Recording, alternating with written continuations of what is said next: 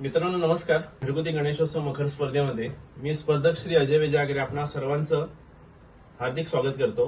घरगुती गणपतीसाठी साकारलेला हा जो इको फ्रेंडली मखर आहे, हा इको फ्रेंडली मखर अर्थात कोकणातील एक पारंपरिक घर आपणासमोर सादर करण्याचा प्रयत्न आहे. आणि या देखाव्याच्या निर्मितीसाठी वापरलेलं सर्व साहित्य हे अर्थात इको फ्रेंडलीच आहे. या साहित्यामध्ये आपण वापरलेले आहे ते म्हणजे कापड, टाकाऊ पुठ्ठे आणि लाकडी साहित्य. या सर्व टाकाऊ साहित्याचा वापर करून आम्ही हे असं आमच्या घरगुती गणपतीसाठी साकारलेलं हे कोकणातील एक पारंपरिक घर जे आपण पाहत आहातच.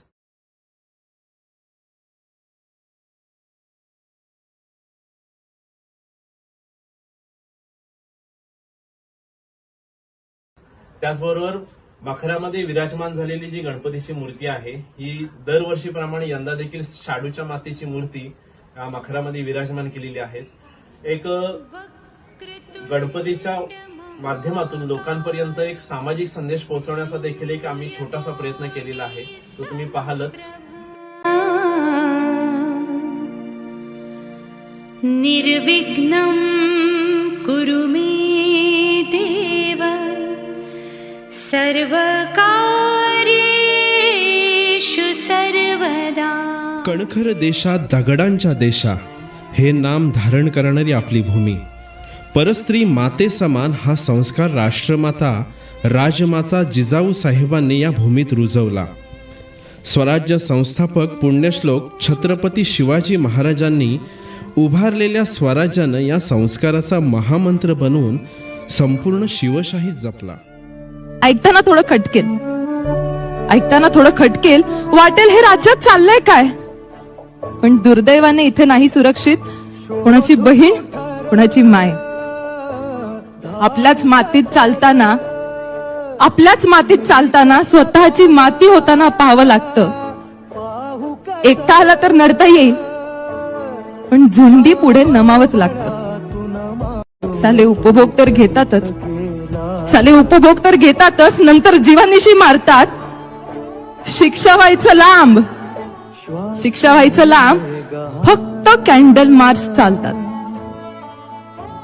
अत्याचार होतो 10 मिनिटात, नंतर 10 वर्ष न्यायाची वाट पाहावं लागतं. न्यायाच्या प्रत्येक टप्प्यावर पुन्हा तेच सांगावं लागतं. शिवराज्याचे फक्त धडे वाचले, त्यातून धडा तर आम्ही काही घेतलाच नाही. शिवशाहीचा विचार चांगला, पण लोकशाहीला पेललाच नाही. वाईट वाटतं महाराज. अहो पण नुसतंच वाईट वाटत पेपर मधल्या बातम्या वाचून फक्त पाणी डोळ्यामध्ये दाटतं. महाराज, आज पुन्हा तुमचा अवतार आम्हा बायकांना हवाय. तिथल्या तिथे फैसला देईल असा शासक आम्हाला हवाय.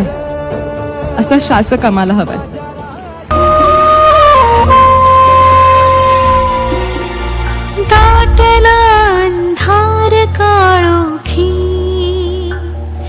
जीव पेटला.